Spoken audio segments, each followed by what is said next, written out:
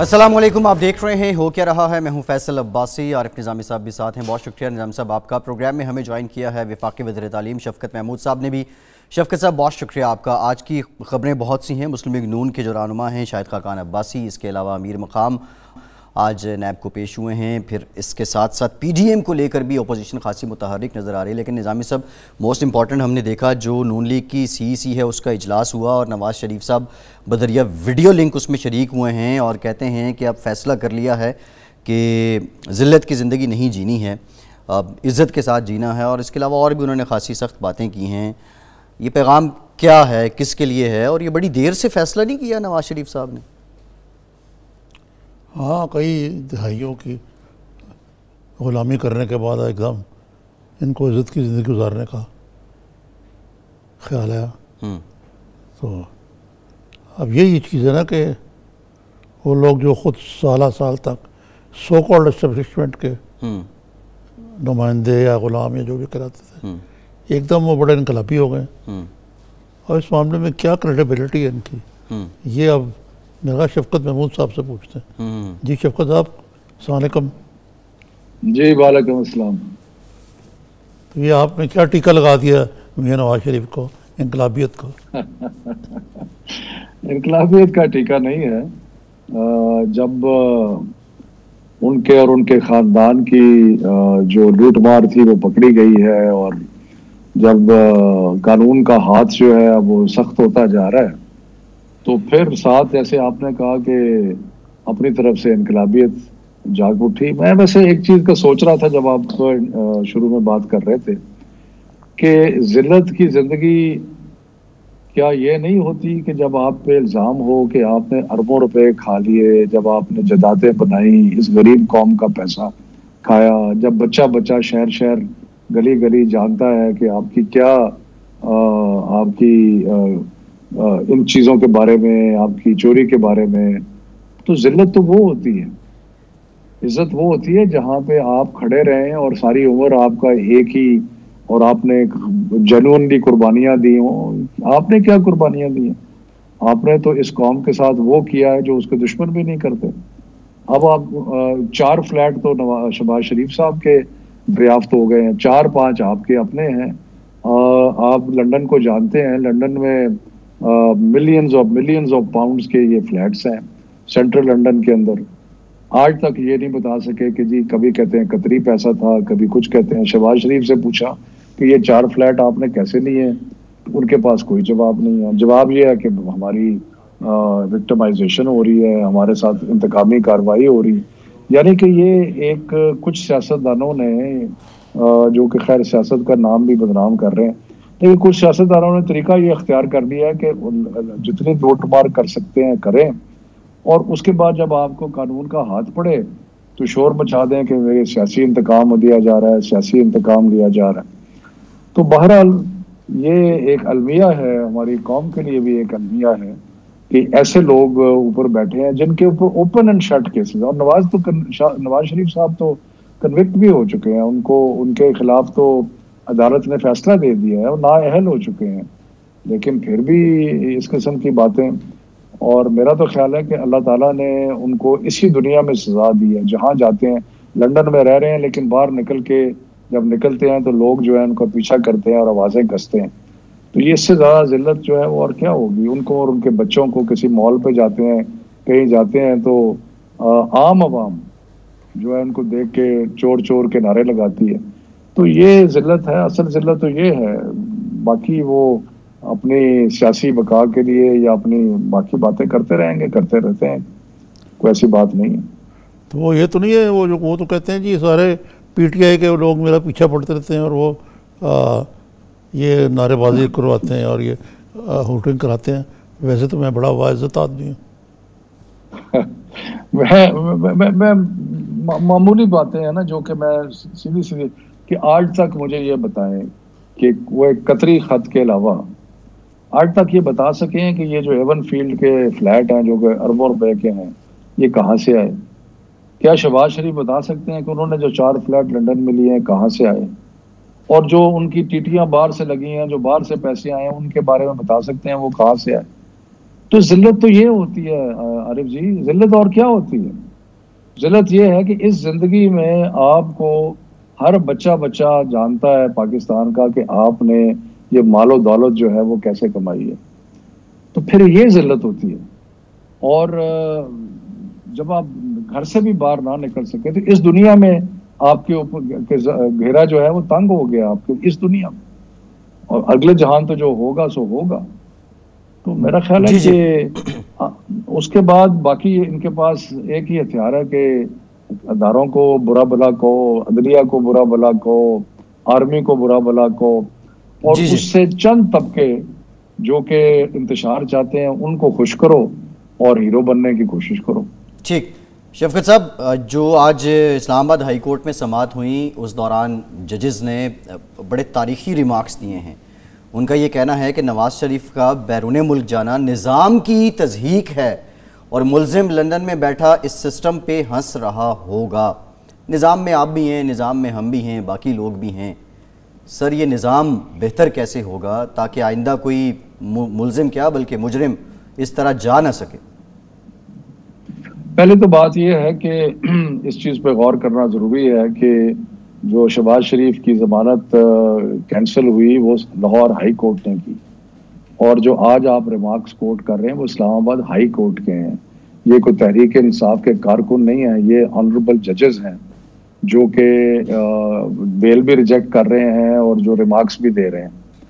तो तज़हीक तो एक लिहाज से है कि अदालतों ने आपने अदालतों को ऐसे सबूत पेश किए जो कि वक्त बता रहा है कि जाली थे, और उसके बाद आपने बेल ली, उसके बाद आपने कहा मैं 8 हफ्ते में आ जाऊंगा, 1 साल हो गया आपने इलाज नहीं किया। ये जो कार्डियक कैथेटराइजेशन की बात करते हैं ना, हमारी उम्र के लोगों को पता है कि ये एक स्टेंट है जो कि लाहौर में मेरा ख्याल है कोई 10 अस्पताल है जहाँ पे डाला जा रहा है, लेकिन आप कह रहे हैं कि जी लंदन में हम जा रहे हैं और जब तक वो कैथेटराइजेशन नहीं होगी तब तक हम, मतलब ये बहाने हैं और क्या है, और कभी नहीं। और ये जो इनकलाब जो है ना, मुझे बड़ी थोड़ी सी हंसी भी आई कि ये इनकलाब जो है वो लंदन के मे फेयर के इलाके में बैठ के लीड करेंगे, यानी कि अंदाजा लगाएं आप जी, तो लंदन का सबसे महंगा तरीन इलाका है, वहां बैठ के पाकिस्तान में इनकलाब बर्पा करेंगे।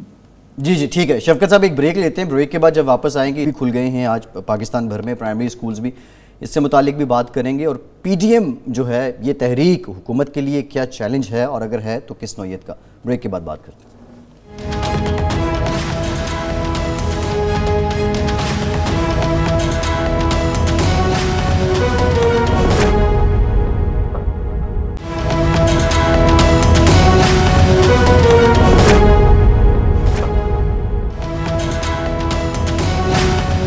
ब्रेक के बाद एक बार फिर से आपको खुशामदीद कहेंगे। शफकत महमूद साहब हमारे साथ मौजूद हैं। शफकत साहब, पीडीएम बिलाखिर 11 तारीख से 11 अक्टूबर से इस तहरीक का आगाज़ हो रहा है। चैलेंज तो है आपके लिए, प्राइम मिनिस्टर ने कमेटी भी बनाई है, वज़ीरों पे मुश्तमिल मुख्तलिफ टास्क्स भी दिए गए हैं, लेकिन उससे पहले क्या 11 अक्टूबर से पहले ही कोई मुज़ाकरात का सिलसिला शुरू हो जाएगा? जो हमने पहले भी देखा है कि तहरीकें चलने से पहले हुकूमत एक जेस्चर शो करती है, मुज़ाकरात करती है, बातचीत करती है।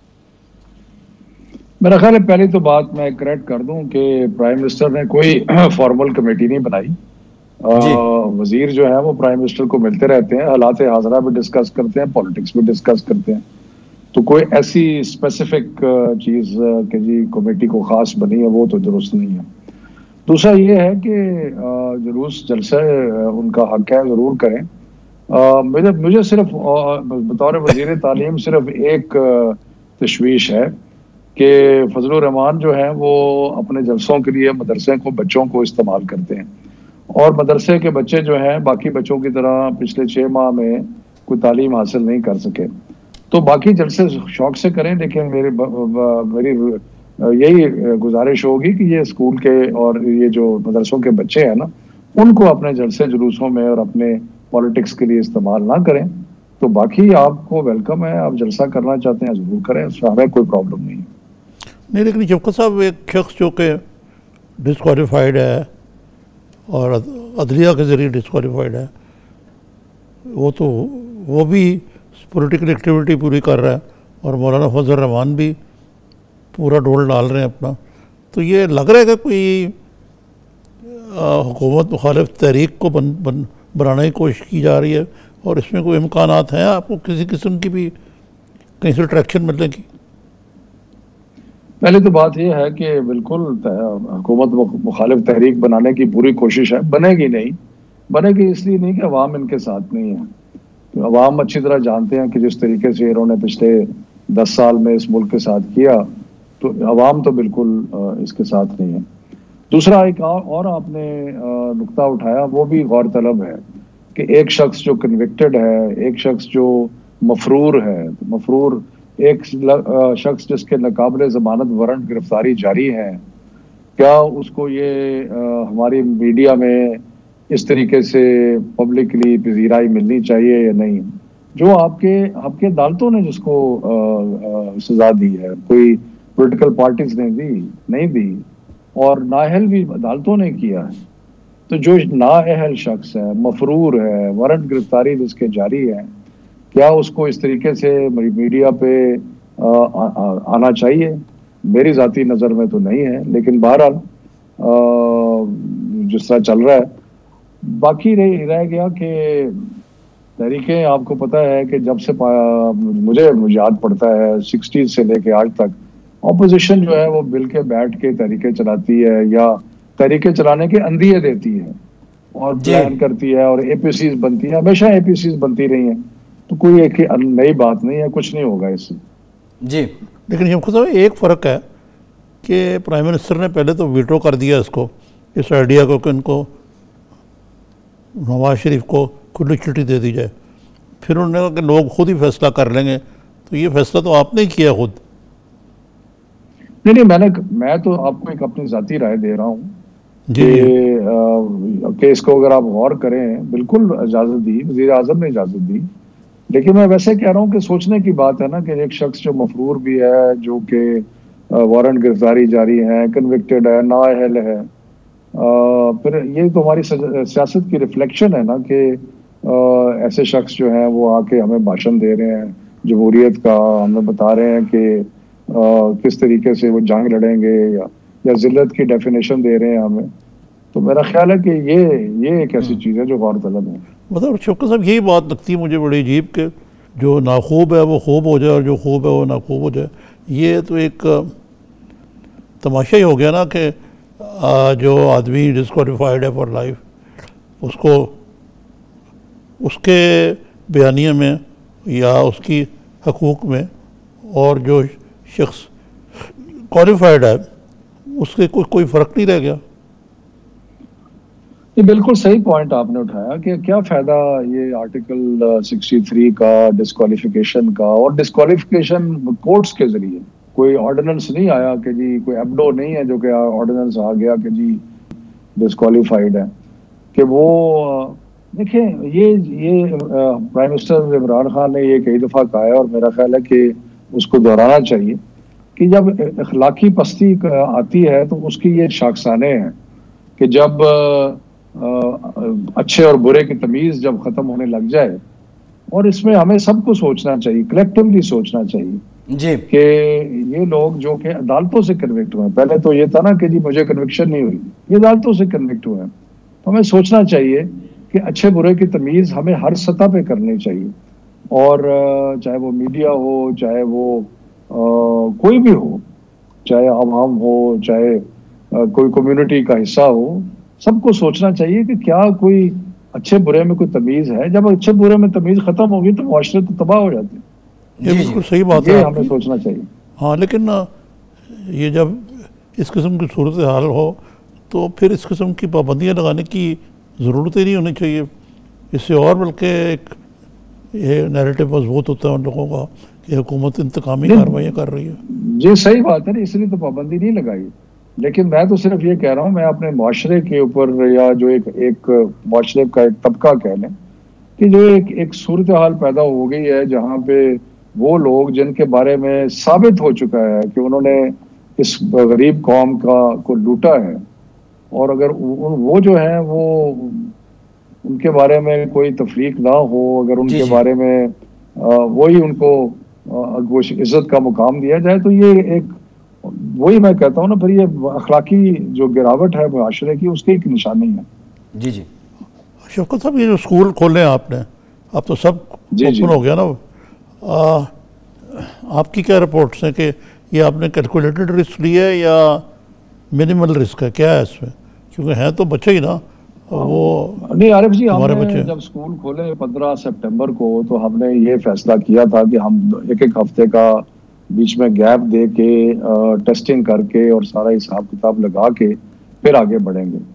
तो 1,71,000 के करीब टेस्ट किए हमने इन 15 दिनों के अंदर, और 1 लाख जो स्कूलों के ऊपर स्पेसिफिक थे, स्कूलों के टीचर्स के ऊपर, वहाँ स्टाफ के ऊपर, बच्चों के ऊपर। तो उसका जो रिजल्ट आया वो तो 1% से भी कम इन्फेक्शन जो है वो नजर आई। और इसलिए हमने ये फैसला किया, और ये आसान फैसला नहीं है क्योंकि बच्चों की सेहत हमारे लिए अवली है, लेकिन हमने ये फैसला इसलिए किया कि पिछले 6 माह में एक तो बीमारी की हालत बेहतर हुई, टेस्टिंग से हमें नजर आया कि बीमारी नहीं फैल रही, और दूसरा ये कि बच्चों की तालीम जो है वो बर्बाद हो गई है 6 माह से। तो इसलिए हमें अगर हालात, मेडिकल हालात बेहतर हैं तो हमें खोलना चाहिए। और लेकिन मैं पेरेंट्स को रीअश्योर करना चाहता हूँ कि हम बड़ी बारीक बीनी से सारे स्टेटिस्टिक्स को देख रहे हैं, और हम इंशाल्लाह ताला कभी भी कोई ऐसे हालात पैदा नहीं होने देंगे जहाँ पे बच्चों की सेहत पे कोई नेगेटिव असर पड़े। हाँ, तो ये आपने अच्छी बात बताई है कि आप बाकायदा इसको मॉनिटर कर रहे हैं और देख रहे हैं कि ये कोई इन्फेक्शन का रेट बढ़ तो नहीं गया जब से स्कूल खोला है। अभी तो आज हुआ एक आखिरी जो मामला है तो इसका मतलब है कि अगर खुदा ना खास्ता तो आपको लगा कि ये मामला कोई गलत तरफ जा रहा है तो आप उसको रिव्यू भी कर सकते हैं फैसले को। नहीं, रिव्यू बिल्कुल कर सकते हैं, और उसमें कई ऑप्शंस मौजूद हैं। अगर लेट्स से कि पाकिस्तान में 145-46 के करीब डिस्ट्रिक्ट है, अगर कहीं को वाकया होता है, वो एक माइक्रो लॉकडाउन भी हो सकता है, यानी कि स्कूल को बंद किया जा सकता है, फिर किसी इलाके को बंद किया जा सकता है।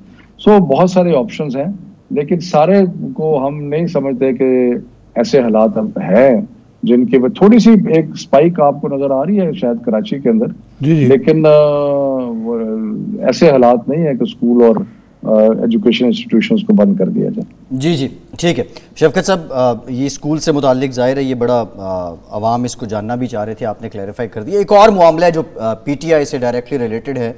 सिंध असम्बली में आपकी ओपोजिशन लीडर फिरदौस शमीम नकवी साहब ने अपना इस्तीफ़ा बमा माजरत पेश कर दिया है, और वो वजह क्या थी, वो उनकी शोला बयानी कौन सी थी? निज़ामी साहब और शफकत साहब, ये जो उनको एक तरह से ले डूबी, अब वज़ीर आज़म की सवाबदीद है, उनका ये रेजिग्नेशन एक्सेप्ट होता है या नहीं होता, वो गवर्नर के पास पड़ा है। लेकिन एक सवाल शफकत साहब ये है कि पीपल्स पार्टी वालों से जब बात करते थे तो वो कहते थे हम फिरदौस साहब को, ये इनके साथ जो लोग हैं उनको कंसिडर ही नहीं करते, ये तवज्जो चाहते हैं, क्योंकि आप तालीम से भी हैं, आप लिखते भी हैं। ये क्या होता है? शोला बयानी में इंसान अपना आप कभी बिल्कुल ही गंवा देता है, और फिर ये भी था कि मरकज से कहा गया कि आप इस्तीफा दें, तो ये किसने इनको प्रेशराइज किया?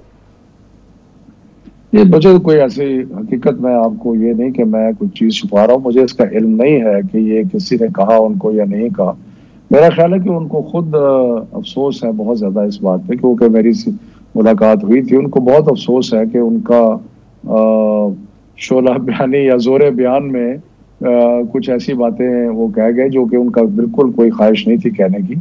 तो शायद उनको खुद इसके बारे में कोई नदामत हुई हो, या उन्होंने सोचा हो कि अब मेरे से गलती तो हुई है, लेकिन मैं वजीर आजम से को कहता हूँ कि पार्टी लीडर हैं कि जी ये ले लें, मेरा इस्तीफा ले लें, और उसके बाद पार्टी लीडर डिसाइड करे। तो मेरा ख्याल है कि ये एक ऑनरेबल तरीका है अपोलोजाइज करने का, तो इसमें कोई ऐसी कोई पेचीदा बात नहीं है। हाँ, वैसे भी मुझे नहीं लगता कि फिरदौस शमीम नकवी साहब नकल मकाली करने के लिए तैयार हैं हुक्मरान जमात। हमारे बड़े मोहतरम हैं, पार्टी के बहुत पुराने कारकुन हैं, लीडर ऑफ द ऑपोजिशन हैं, तो इसलिए उस ऐसी कोई बात नहीं है। बस उन्होंने एक अभी जो आपने क्लिप चलाया उसमें जरा थोड़ा सा ज्यादा आगे बढ़ गए, वो जोश खिताबत में। जी। तो उन्होंने समझा कि अब इसका अजाला का तरीका यही है, तो ठीक है, अच्छी बात है, अब वज़ीर आज़म फैसला करेंगे। अच्छा शफकत साहब, ये जो स्कूलों में दोबारा आते हैं कि ये जो इधर भी कोई स्पाइक तो नहीं आ रही है? आप कह रहे हैं कि हम बड़ी जायज़ा ले रहे हैं नज़र खैर, क्योंकि असूली तौर पे अच्छा फैसला है कि आपकी जो बिज़नेस एज यूजुअल हो, बच्चे भी स्कूल जा रहे हुए अच्छे लगते हैं, घर बैठे हुए क्या करते हैं वो, और ये लेकिन ज़ाहिर है कि सबसे पहले तो जान है तो जान है, उनको रिस्क से तो नहीं जा सकते आप। लेकिन अभी तक आपकी बातों से लगता है कि you are not having any sleepless nights. नहीं जी, नहीं, अभी तक जितने भी हालात हैं, मैंने जैसे कहा कि आम पॉपुलेशन में थोड़ी सी स्पाइक आपको नजर आ रही है कराची में, मामूली सी। बाकी जगह पे ऐसी कोई बात नहीं है। पंजाब में ओवरऑल भी जो टेस्टिंग हो रही है उसमें रिजल्ट्स बहुत ही मुस्बत आ रहे हैं, और जो स्कूलों के हिसाब से टेस्टिंग हो रही है उसमें तो मैंने अर्ज किया ना कि 1,71,000 टेस्ट किए, जिसमें से शायद कोई 1200 के करीब हैं जो कि इन्फेक्शन आई, और ये कोई 1% से भी कम है। तो इसलिए हमें इस वक्त कोई फिक्र नहीं है। लेकिन मैं वालिदैन को ये ज़रूर इश्योर करना चाहता हूँ कि हम बच्चों की सेहत के साथ कोई रिस्क नहीं लेंगे, और हम रोज़मर्रा की बुनियाद पे जितने भी स्टेटिस्टिक्स हैं उनको बड़े गौर से देख रहे हैं। अस्पतालों के साथ बड़ा राब्ता है। National command and operation centre जो है वो फुली अलाइव है जो सिचुएशन है, यानी कि हर चीज़ को वो देख रहे हैं। तो इसलिए कब कोई रिस्क नहीं लिया जाएगा। लेकिन अभी तक अल्लाह के ताला का फजल है, पाकिस्तान के हालात बाकी बेशुमार मुल्कों से बेशुमार बेहतर है। जी, ये निज़ामी साहब, शफकत साहब से मैं ये भी जानना चाह रहा था। शफकत साहब, जिस तरह आपने इस सारे मामले को लीड किया है, जाहिर है जो प्रोविंसेस हैं, फिर कश्मीर, GB, तमाम जो कंसर्न लोग थे, कंसर्न मिनिस्टर्स थे, आप उनको ले के चले और विदाउट एनी डिस्प्यूट ये हम स्कूल खोलने तक पहुँच गए। अब इसी तरह जो दीगर मामलात है, अभी गैस का मामला चल रहा है, कराची में जो गैस बहरान है उसका, और वफाक और जो सूबा है उसके दरमियान एक महाजराई है। क्या ये खूब हो कि आप उनको भी बाकी जो मिनिस्टर्स हैं वो भी इसी तरह लीड करें? कितनी आप सूबों की जानिब से कितनी कॉपरेशन आपको इस सारे मैटर में देखने को मिली, और दूसरे मैटर में जो हैं उनमें ये कॉपरेशन क्यों नहीं सामने आती? देखिए जी, सबसे पहले तो मैं आपका शुक्रगुजार करता हूँ कि आपने ये इस चीज़ को बारे में इसको देखा और जांचा और उसके बारे में एक्नॉलेज किया, क्योंकि हमने बड़े बड़े फैसले किए हैं पिछले 6-8 महीने में, जिसमें हमने स्कूलों को बंद करना, 40 लाख बच्चों को प्रमोट करना, उसके अलावा फिर स्कूल को खोलना कब है ये बहुत बड़ा फैसला था, इम्तिहानात के बारे में फैसला वो बहुत बड़ा फैसला था। तो जितने भी फैसले हमने किए हैं तालीम के मैदान में, वो सारे के सारे फैसले जो है बाहमी मुशावरत से हुए हैं और अल्लाह ताला के फजलो करम से इत्तफाक राय से हुए हैं। और मैं ये समझता हूँ कि कौमी मामलात में हमेशा मुमकिन रहा है और अब भी मुमकिन है कि हम सियासत को बालाए ताक रख के जो कौमी मामलात हैं उनमें मुश्तरका फैसले कर सकें, और ये तालीम के मैदान में हमने शो किया है। बाकी मैं, क्योंकि बहुत सारी मुझे इंफॉर्मेशन हर महकमे के मामलात में नहीं है, लेकिन कई दफ़ा कुछ सियासत करने के भी ख्वाहिश पैदा हो जाती है, लेकिन मेरा ख्याल है कि कौमी मामलात जो हैं उनमें मिलजुल के फैसला हो सकता है। जी ठीक है। शफकत महमूद साहब, बहुत शुक्रिया आपके वक्त, आप हमारे साथ मौजूद थे। एक ब्रेक, और ब्रेक के बाद इससे मुतालिक भी कुछ बात करेंगे, और कुछ जो बाइडन और ट्रंप के दरमियान पहली डिबेट हुई है उसमें जो एक दूसरे पे तंज के तीर बरसाए गए हैं, इसका जिक्र भी करेंगे। हमारे साथ रहिए।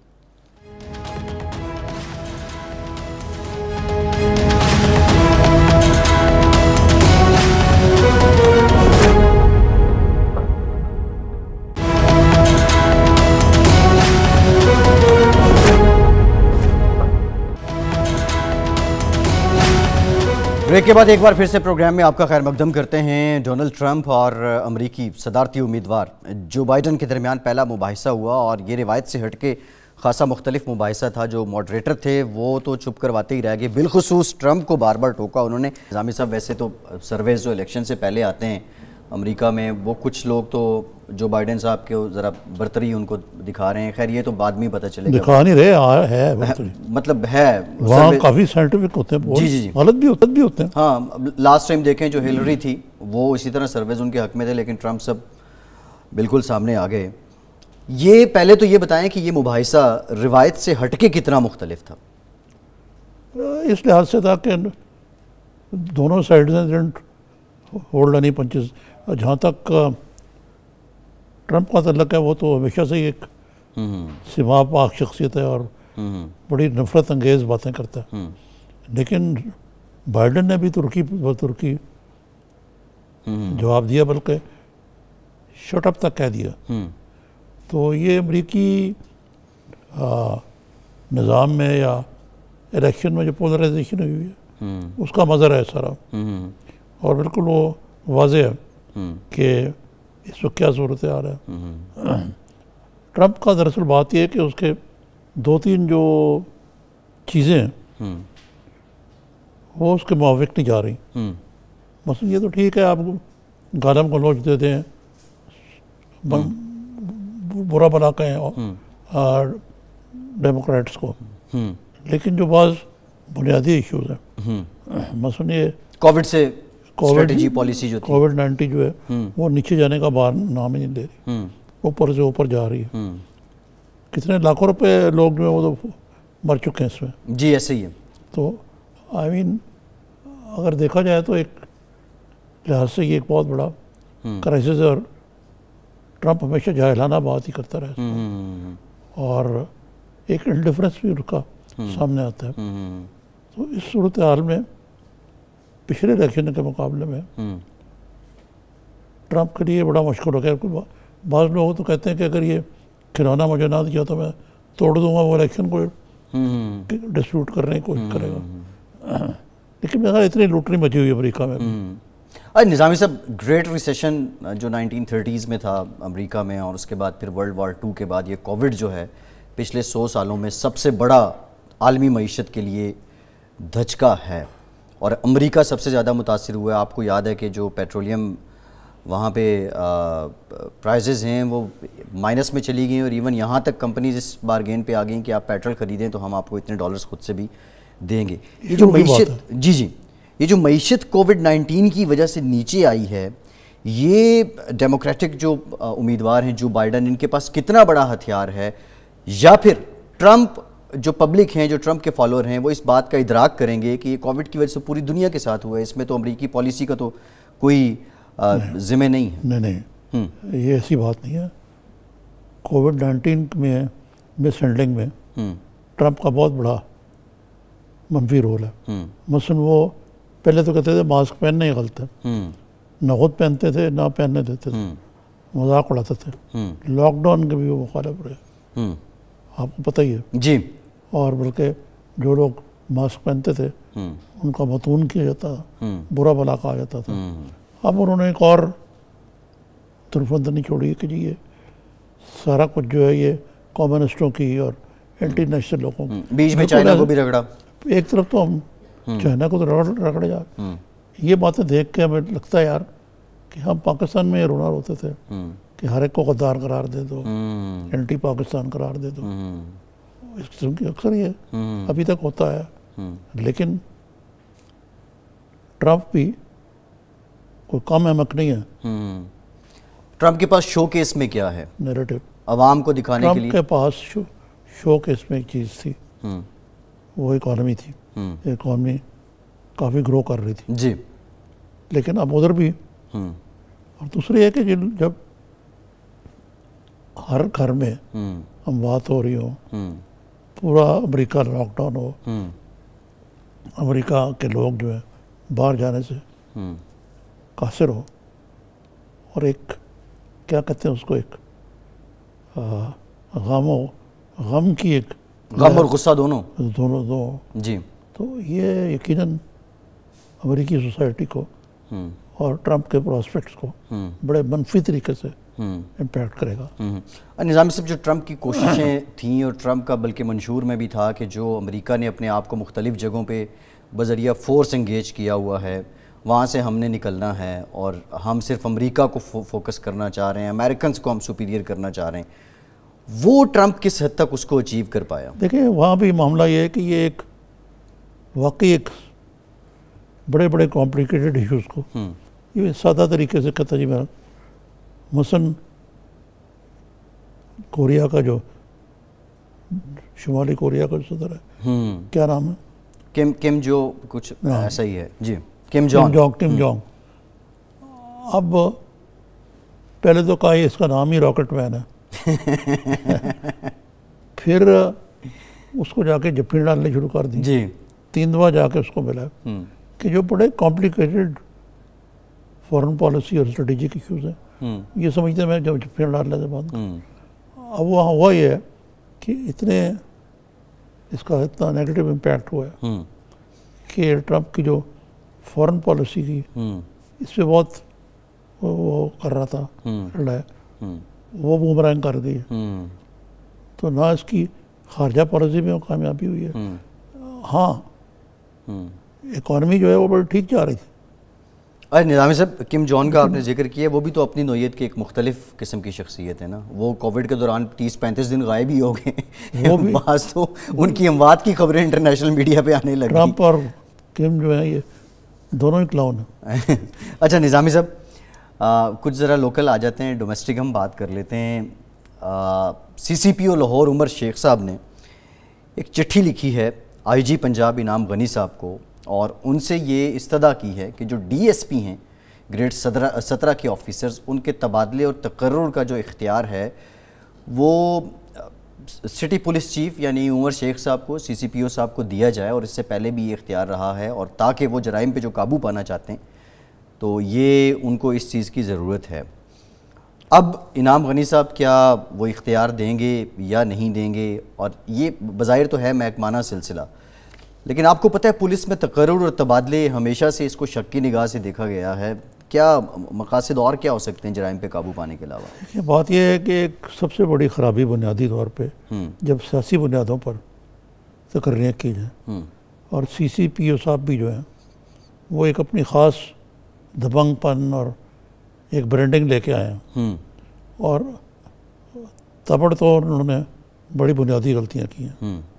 मसलन अब ताज़ा उनकी गलती है कि उन्होंने जो खातून जो रेप हुई जी और जिसके मरकज़ी मुलजिम को अभी तक वो ट्रेस नहीं कर पाए, आबिद मलेही, वो फरमाते हैं कि जी ये पहले तो कहते थे कि ये रात गई क्यों है, अकेली खातून ने सफ़र क्यों किया। फिर कमेटी में उन्होंने ये कहा है कि ये खातून की इजाज़त अपने शौहर की इजाज़त के बगैर गई हैं। फिर उनसे पूछा गया CCPO साहब से कि आपने खातून से पूछा है? उन्होंने कहा नहीं, ये मुझे लग रहा नहीं। वैसे भी जी ये लोग जो है इस तरह के पुलिस अफसर जो है पाकिस्तान को कुरून उला की तरफ ले जाना चाहते हैं कि एक इंडिपेंडेंट पढ़ी लिखी औरत रात को 11 बजे या 12 बजे जी मोटर में नहीं निकल सकती। मानता हूं मैं कि उसको नहीं पता कि यहाँ पे जिस किस्म का माहौल है उसमें शायद इन हाइंडसाइट तो लगता है कि नहीं निकलना चाहिए जी। लेकिन that is not the business of the CCPO, ये उसके खामत का मामला है कि वो लेकिन दिलचस्प ये खावत का कोई बयान आया इस मामले में अभी तक? निज़ामी साहब, खावत का किसी किस्म का कोई बयान जो है वो रिपोर्ट नहीं हुआ है। इवन कि कल तक तो जो खबर चल रही थी कि वो खातून भी अपना बयान बाज़ाब्ता तौर पे अदालत में रिकॉर्ड करवाने से गुरेज कर रही थी, लेकिन फिर पुलिस की जो बिलखुसूस जो खातून ऑफिसर्स हैं उन्होंने मुतासरा खातून को राज़ी किया, वो रजामंद हुई। अब उनका बयान भी रिकॉर्ड होना है। कल निज़ामी साहब राजा बशारत साहब हमारे साथ मौजूद थे, हमने उनसे पूछा भी था कि क्या रीज़न है 20 दिन हो गए मरकज़ी मुलजिम अभी तक गिरफ़्तार नहीं हो सका। और जिस तरह आपने कल ये भी कहा था कि पंजाब पुलिस तो मशहूर है मुलजिमान पकड़ने में, ये पुलिस की इस्तेदाद पे बहुत ज़्यादा सवाल है निज़ामी साहब। पुलिस भी बाकी अदारों की तरह तबाह हो चुकी है, बदकिस्मती से यही बात है। जी जी। और बड़ी इनको मोटरें, इक्विपमेंट, वर्दियाँ, बजट दिए गए हैं, लेकिन हवा का हवा ही बिगड़ा हुआ। अच्छा निज़ामी साहब, हम अमेरिका की बात कर रहे थे, बड़ी इंपॉर्टेंट बात है। अब्दुल्ला साहब जो अफ़गान मसालियाती कौंसिल के सरबराह हैं, पाकिस्तान के दौरे पे, कल भी उनकी जो कमिटमेंट थी, एक इंस्टीट्यूट का जो फोरम था उस पर उन्होंने अपना खिताब भी किया। आज पाकिस्तानी सदर आरिफ अलवी साहब से भी उन्होंने मुलाकात की। आरिफ अलवी साहब ने कहा कि फ़ौजी नहीं हल, अफ़गानिस्तान का जो हल है, जो मसले का हल है वो सियासी ही है। लोग जो सहाफ़ी वहाँ पे रिपोर्ट कर रहे हैं वो ये कह रहे हैं कि अब की बार अब्दुल्ला साहब बड़े ऑप्टिमम हैं, बड़ी पॉजिटिव उनकी थॉट्स हैं बिलखुसूस पाकिस्तान को लेके। और ये नॉर्दर्न लाइन्स से तल्लुक़ है इनका जी, जो पाकिस्तान मुखालिफ रहे हैं पहले, अब उनका नैरेटिव थोड़ा सा नरम पड़ गया, क्योंकि पाकिस्तान का एक मरकज़ी किरदार रहा है अफ़गानिस्तान के मामलात को दुरुस्त करने में। तो निज़ामी साहब, ये अफ़गान अमन अमल, ये सारा जो मामला चल तो रहा है, अब्दुल्ला साहब यहाँ मौजूद भी हैं। शाह महमूद कुरैशी साहब ने अयूब खान साहब की किताब में से कोट किया, उन्होंने कहा कि पाकिस्तान अफ़गानिस्तान की सरपरस्ती नहीं बल्कि अफ़गानिस्तान का दोस्त बनना चाहता है। अगेन हमें 5 दिहाइयों के बाद फिर से अफ़गानियों को ये बात बावर करवाने की ज़रूरत क्यों पड़ रही है, और अफ़गानिस्तान की जानिब से पाकिस्तान पे जो शक किया जाता है वो कैसे ख़त्म? वो तो आज भी है, वो इससे वो पाकिस्तान की क्रेडिबिलिटी नहीं है। और शाह महमूद कुरैशी को कोई अयूब खान जैसे फॉर्मर डिक्टेटर के अलावा कोई और आदमी नहीं मिला अपनी दलील की को तकलीफ पहुँचाने के लिए। अच्छा निज़ामी साहब, चलें अब ज़रा लोकल बातों पे आ जाते हैं। शाहिद खाकान अब्बासी साहब का जिक्र करते हैं। आज अदालत में नैब में पेशी के मौके पे उन्होंने कहा कि मुझ पे एक केस चेयरमैन नैब की तकर्री का भी बना दें। जी, इंडिकेट क्या करता है? ये उनकी बेजारी है, बेबसी है, इश्तियाल है। अक्सर जज्बात की रोह में ऐसे बातें कह जाते हो, और कई मौके पर उन्होंने इसी किस्म की बातें कही हैं, तंज़िया तौर पे कह रहे हैं वो जी। और उनका जो तंज़ है वो काबिल फ़हम भी है, बेटर भी है। फिर जिस तरीके से ऑपोजिशन को रगड़ा लगाया गया मौजूदा दौर में, अब कौन सा ऑपोजिशन का चीदा लीडर है जो जेल की हवा खा रहा है या खा चुका है? और हता के इस हुकूमत का एक नया रिकॉर्ड यह है कि एक ज़माना था कि ख़वातीन को इसमें से बाहर रखा जाता था। अब हाल ये है कि ख़वातीन से भी वही सख्ती होती है मनी लॉन्ड्रिंग की हवाले से या किसी अब चाहे वो मरियम हो और इनकी जो मियाँ शहबाज शरीफ की बेगम साहबा हो, उनके ख़िलाफ़ भी केस है। और मैं आपको कई ख़वातीन का एग्जाम्पल दे सकता हूँ। तो अब तो कोई रो रियात रखी नहीं जा रही। ये खान साहब का नया पाकिस्तान है। 11 अक्टूबर से पहले और गिरफ्तारियां हो सकती हैं? कोई और चीदा रहनुमा जो बहुत वोकल हैं वो गिरफ्तार हो सकते हैं? देखें, ये आप ऐसा सवाल पूछ रहे हैं जिसका जवाब जो है वो उस बात में दिया जा सकता है। नहीं, मैं समझा आप कहने लगे जिसका जवाब शेख रशीद साहब ही दे सकते हैं। वो नहीं, शेख रशीद तो हमें अटोट मारते रहते हैं। कई दफ़ा लग जाती है अटोट, कई दफ़ा ऊपर से गुजर जाती है। निज़ामी साहब, ये वैसे जो कहा था शफकत महमूद साहब का, उससे तो लग रहा है कि कोई इस्तराब नहीं है अपोजिशन की इस हलचल से हुकूमत को, कोई साइकोलॉजिकल प्रेशर नहीं है। ये जो है ना, आप गलत तावील कर रहे हैं। देखिए ना, बात यह है कि वो क्या कहें आपको कि जी हम बड़े से फ़िक्रमंद हैं और हमें समझ नहीं आ रही क्या करें। ऐसा है भी नहीं, लेकिन जो हुकूमती जमात है उनको तो यही कहना पड़ता है कि जी हम मजबूत हैं, स्पिन दे रहे हैं। और ये इनकी वजह भी है मजबूत होने की। सारे जो लेवर्स हैं स्टेट के वो इनके हाथ में, तो इनको किस चीज़ की फिक्र होनी चाहिए। जी ठीक है निज़ामी साहब, प्रोग्राम का वक्त खत्म हो गया है। बहुत शुक्रिया, आज के से इतना ही।